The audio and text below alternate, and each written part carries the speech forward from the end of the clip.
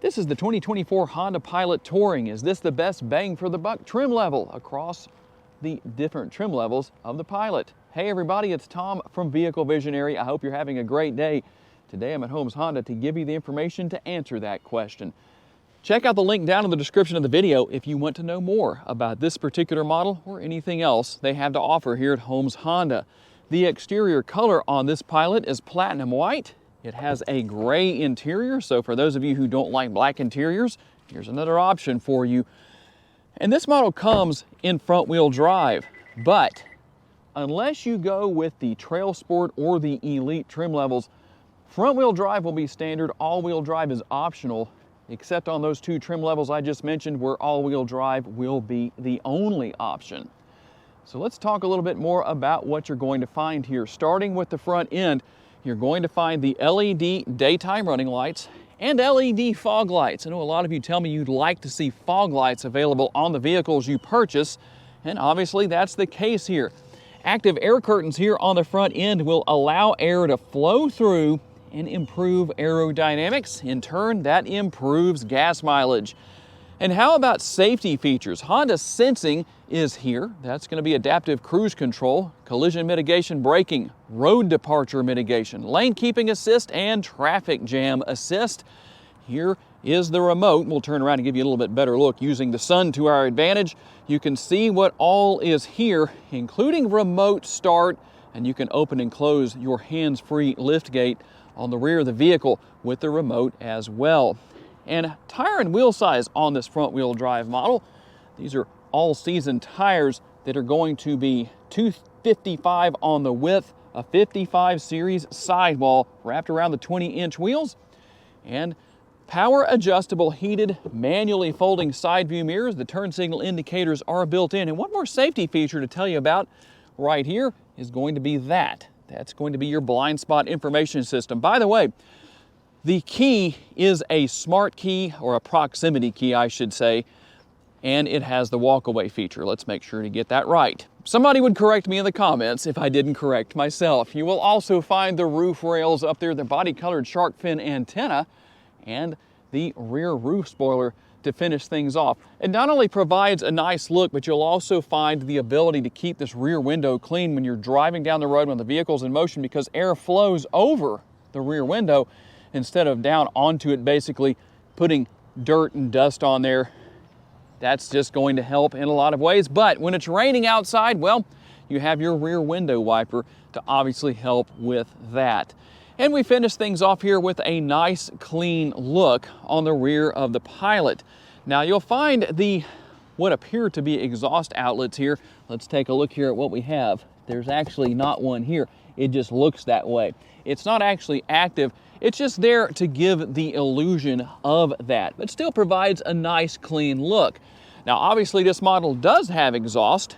That's a good segue into talking about what's under the hood. This is the dual overhead cam version of the 3.5 liter Honda V6. New as of the 2023 model year, obviously carrying over here into 2024. 285 horsepower, the torque numbers come in at 262, and it's mated to a 10-speed automatic transmission. Earlier I talked about gas mileage numbers being improved by those active air curtains. What exactly are those numbers? 19 city, 27 highway, 22 combined, and 4.5 gallons of gas per every 100 miles driven. And if you're wondering, well, how much gas can you fill the gas tank with? 18.5 gallons. If you're interested in towing with your Pilot, there are a couple of numbers here. 3,500 with front-wheel drive, up to 5,000 pounds with all-wheel drive. And you'll find a sticker here when you have the hands-free liftgate option that tells you how to ultimately operate this. You can either use a kicking feature, or I find it easier to just swipe my foot right there, but you can do either one. Both do the job. 18.6 to 86.5 to 87 cubic feet. And let me show you a little trick here that might be helpful when you let these rear seats down. Make sure that you attach the release right here to that piece of Velcro right there. You might say, well, why do you need to do that, Tom? Because I know for me, it would be hard to reach up there. I can do it, but for some people, they're not thinking actually the release right there. There we go. I couldn't get it to do it at first. Usually it's an accident, but on purpose it doesn't work as well. But if it's that far up, well, that might be a little harder to reach for some people. You'll also find storage underneath the floor right here. Got the cargo cover and the floor mats on top of that, but here it is right here. Plenty of space within, and you can actually flip this floor over to the plastic side there and take advantage of the additional ability there. Instead of having the carpet here, you can see a little bit of that carpet. You can turn it over if you have something that's going to get that dirty or whatever the case is. That's a good thing. And we talked earlier about tire and wheel size. Good news is that you also, as you can see underneath the vehicle, have the spare tire. And there are multiple ways to close this power lift gate, and one of which you might not expect. You can obviously use the button that's right up there. You can use the remote. Yeah, you could still use the hands-free feature by kicking your foot underneath the bumper right there. But let's just say for some reason you just wanted to walk away and have the door close automatically. Well, you can do that. It's called the walk-away feature. I'm going to push that button right there, and we're just going to stand here for a few seconds and do nothing. If you were maybe gathering up all the grocery bags back here so you could make one trip into the house, or maybe you're grabbing something from underneath the floor right here that you had stored under there, and you're saying to yourself, I just want to walk away and have the door automatically close. Well, if you push that button, here's what's going to happen. You can see that it takes a couple of seconds. That way you're good and out of the way, but that is the situation. So that works really well. Now let's talk about the interior here with the Pilot, and we'll start with the door panel. Here with the rear doors, we're going to use the passenger side here. Obviously, you have on both sides the shade, privacy shade to put in place, and a nice large armrest that is comfortable. Upper and lower door bins, a couple of different options for putting bottles and cups in there. And one thing that you don't see in a lot of vehicles is, number one, well, this isn't a lot of vehicles, but you can move the seats back and forth to increase leg space for rear seat passengers. But one thing you don't see in a lot of vehicles is that you can hit the button right here and the seat just gets right out of the way. Makes it a lot easier to gain access to this third row. Now there is a good bit of space back here, but depending on how long you're going to be back here, well, that may determine whether or not it stays comfortable for a long time. But just to show you, this is what you have. Now you saw that you can move the seat a lot further forward to increase space for your third row passengers. So you can see that we do have seating for multiple people back here. In fact, there's seating for 3. 1, 2, 3, just in case anybody says something in the comment section, which they're known to do. You have 3 seat belts back here for 3 passengers. And you can see the USB option right there. More cup holders and an air conditioning vent. And in case you're saying, well, hey, Tom, what does it look like from that perspective if you want to look through the panoramic sunroof? Well, here's what you have. Now, I'm going to try and give you my POV look. I have to kind of bend down a little bit to really take advantage of that. But that's what's here.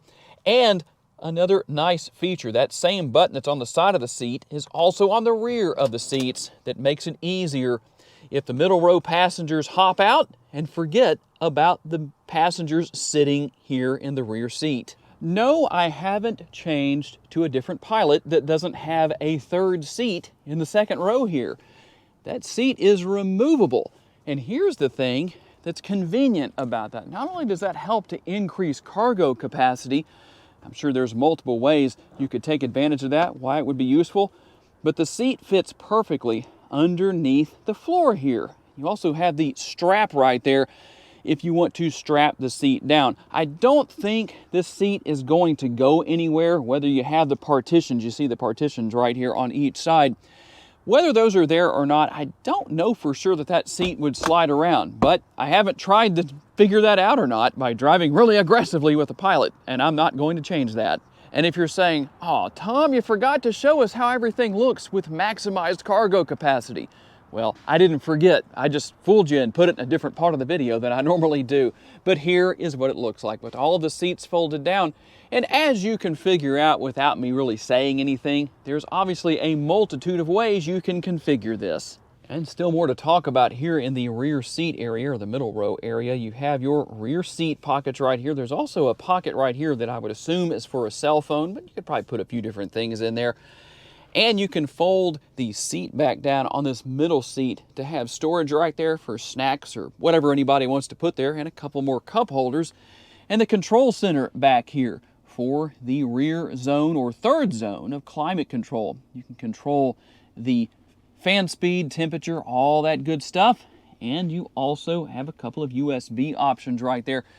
And in case anybody was curious, yes, there is a power shade for the panoramic sunroof. And looking in through the front door on the passenger side, you can see that we have, again, that nice large armrest right there. Seems pretty comfortable when you put your arm up there.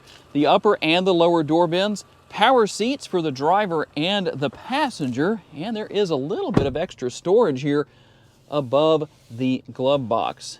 Speaking of the glove box, let's see what's in that area. You're going to find the wheel lock key, as your wheels on this particular model come with dealer installed wheel locks.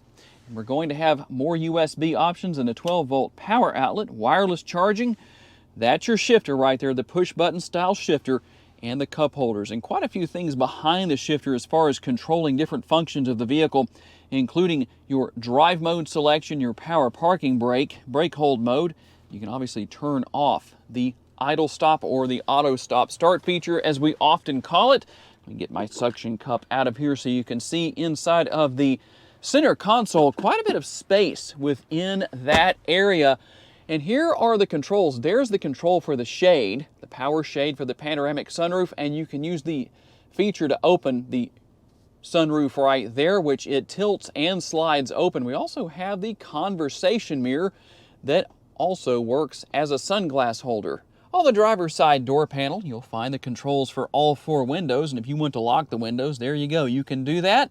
You can also control the positioning of your power side view mirrors. And something you won't find on the passenger side, only here on the driver's side, in addition to what we've just looked at for the most part, you'll also find seat memory. You can control the power lift gate back there, the hands-free lift gate, and you can turn off or on the traction control right there. The lever right here allows for adjusting, if you drop that down, the tilt and telescopically adjustable steering wheel. And here is our digital instrument cluster. You can go through a lot of information here depending on what you'd like to know about the vehicle or what you'd like to have displayed up there. Quite a bit going on where that's concerned, but easy to figure out. Also, you have the paddle shifters here for controlling that 10-speed automatic transmission if you wish to do that. Obviously, you can control your headlights and fog lights here and your front and rear window wipers. Now, for those who might be looking for the button that's here on the Trail Sport and Elite trim levels, well, you're going to have to go with the Trail Sport or Elite trim levels to have that feature. And in this case, we have the 9-inch screen, the touch screen, very easy to deal with. Yes, it does have built-in navigation, but you can pair your phone wirelessly here, and Apple CarPlay and Android Auto compatibility is also here. So you can do a lot with that. Here's everything we have with the different features as far as what's within the touchscreen. You do have the multi-view rear view camera. You may not have all the additional cameras of the Elite or Trail Sport trim levels, but you still have the 3 different views with the rear view camera and dual zone climate control. You also have heated seats for the driver and the passenger. Heated only in this case, not ventilated, but depending on what you need, again, trim level's going to determine that. So everything here easy to use, but what is it ultimately like to get out on the road and drive this Pilot? Let's go find out. And real quick, just so you know, you have parking sensors. I forgot to mention that earlier, but that's one thing that's here. And what about driving modes? Well, let's start with tow mode. I know this isn't going to be in order, but that's okay. We have tow mode. We're going to go to snow, econ, normal, and sport. All right, let's get out on the road for a quick test drive. And right off the bat, I have to say that the ride quality is comfortable. That's balanced with comfortable seating and an interior that doesn't make you feel cramped. Now, obviously, I'm only taking a drive here in the driver's seat, so I can't tell you for sure what it's like from the middle row or the third row back there. Maybe some of you can share that, but obviously I'm kind of limited today on what I can do where that's concerned. But overall, the interior seems very comfortable to me. And the technology is very easy to learn. It's very easy to use. And one question that I forgot to ask earlier in the video, sometimes I'll receive feedback from some of you saying, I don't feel like the screen is big enough. You feel like it's too small for this day and age, even with the largest option that we have here, which is the 9-inch touchscreen. What do you think the right size is? I'm curious to know. Should it be 12 inches, 13 inches? What should it be? I'm just curious to know what your thoughts are where that is concerned. Overall, a very versatile vehicle. It gets down the road just fine when I need to get up to highway speed or whatever I'm doing. If I need to pass a slower moving vehicle, I don't have any trouble doing that. Obviously, there could be some variations to that depending on how many people are in the Pilot and overall weight of those people. Maybe you're pulling a trailer. I don't know what the situation is with that, because those are things I haven't experienced. And again, that's a good place to leave a comment and say, well, here's what I've experienced, Tom. So you can tell me about it, and you can tell other people about it who may wish to know. But either way, I think the Pilot is a very versatile vehicle, and you're getting quite a few nice features for the price. And for those who made it to this point in the video, here's a little bonus for you. I'm going to show you the sticker price. Now, there's actually a price here on the sticker itself. That's the base price. Now, the dealership here where I'm filming this video has added a few features. I'll show you what they are right there, and that has moved the price up a little bit. Don't shoot the messenger. I'm just showing you what's here. I know a lot of you like to know about that. I don't know for sure that all Honda dealerships add the addendum, as it's known, with those different features, part of that being the wheel locks, among other things you saw there on the sticker. So tell me what you think. Aside from the added features, is this the best bang for the buck trim level? And depending on where you live, even being a little over $51,000 after the added features from Holmes Honda, you still might say, you know what, that's better than what my local Honda dealership is charging. I'm curious to know about that. Tell us down in the comments what you're finding for the Pilot Touring for the 2024 model year, or even the 2023. I do want to say a special thanks to my friends here at Holmes Honda for loaning me this Pilot for the day. I also want to thank each and every one of you for being kind enough to give me the opportunity to give you a vision for your next vehicle. If you enjoyed this video, please hit the like button. That helps me out a lot. And if you haven't subscribed just yet, please consider doing so you can see future videos here.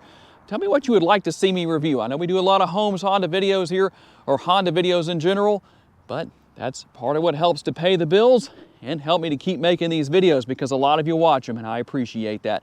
But if you have specific vehicles you'd like for me to review, tell me what they are and I'll try and get to those.